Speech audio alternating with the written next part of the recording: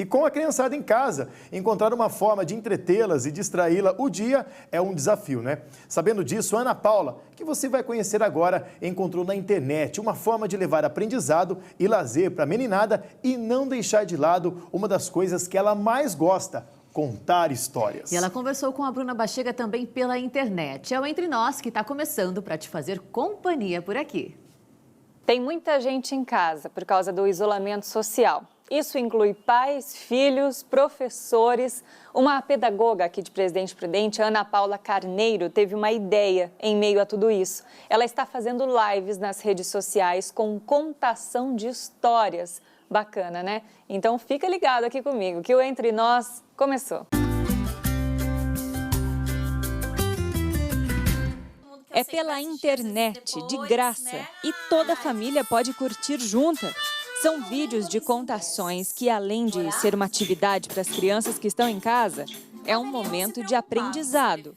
Vejam um trechinho. Mais um deles desejou comer a língua do boi, tombolo do lombo. Vamos descobrir quem foi.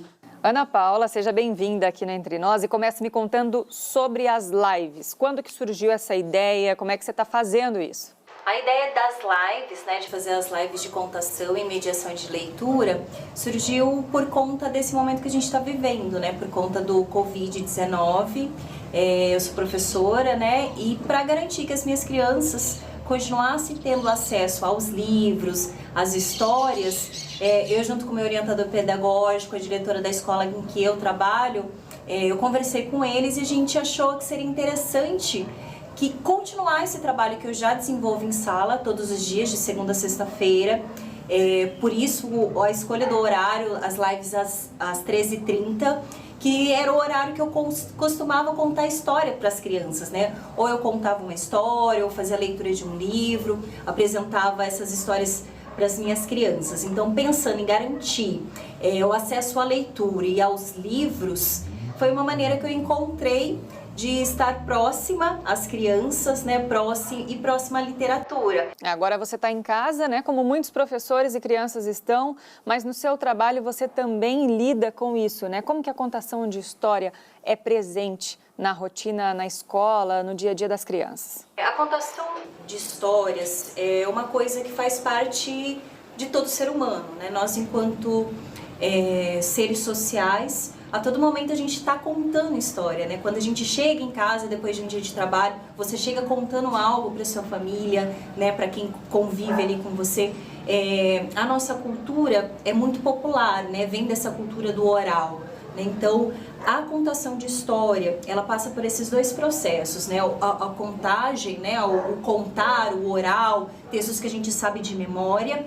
E um outro aspecto que eu tenho essa preocupação principalmente com essas lives, que é o acesso a contar boas histórias a partir do texto literário, né? Então a gente tem essas duas vertentes. Além de ser professora, né, eu brinco que ser professora é ser um pouquinho de tudo, né? Então, principalmente artista, né? A gente tem que se virar nos 30 para aprender a atenção da criançada, né? Então, encontrar nessa linguagem da contação de histórias me deixa muito mais próxima dessas questões mais artísticas, né?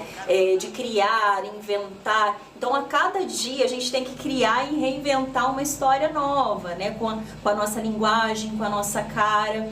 E essa rotina, que era de ler um livro todos os dias para os meus alunos, agora ela foi um pouco ampliada, né? Hoje, as lives elas têm alcançado tanto adultos como as crianças. Às vezes a gente recebe os comentários dos pais, né, agradecendo, que gostaram muito das histórias. Ana Paula é mestranda e ainda desenvolve a pesquisa Hora da Leitura, um olhar sobre a mediação do professor.